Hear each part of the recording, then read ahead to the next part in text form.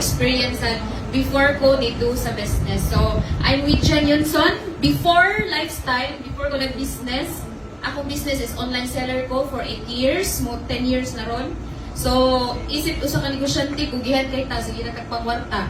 I-dead man na lang labad sa unsay mga gipamati, basta lang dyan mga kwarta. So, very wrong dyan na siya. So, naabot ko rin sa lifestyle just because of my beautiful and sexy mentor, NMD Liz Villacrucis. So, dako kay kong thankful niya, kaya akong gitudluan, unsaon pagdo sa business. So, mo ni siya akong kaagi, no?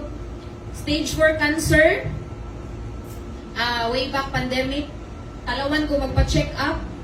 So, ni-active akong tumor, didako akong tiyan, nahimo siyang mura kong mga nakay, kaya naa siya 9 liters na tubig. So, imong tanaw, 9 liters na tubig, ang Coke is 1 liter, but akong gidala-dala is 9 liter. So, before ko na-experience di aning, kuan mo ni siya kung ovarian tumor. So, mo ni siya example sa itong mga body pollution. So, unsa kong lifestyle sa una, dugay ko matog, hilig ko mga parat, hilig ko mga fast food, hilig ko mga prito-prito, prito diri, prito dito, deliver mga fast food, buntag ug hapon kay sige ga negosyo. So, anay time mo kaon og mga healthy foods. So, very wrong today na siya. So, naabot ko sa lifestyle, na-educate ko nga bisag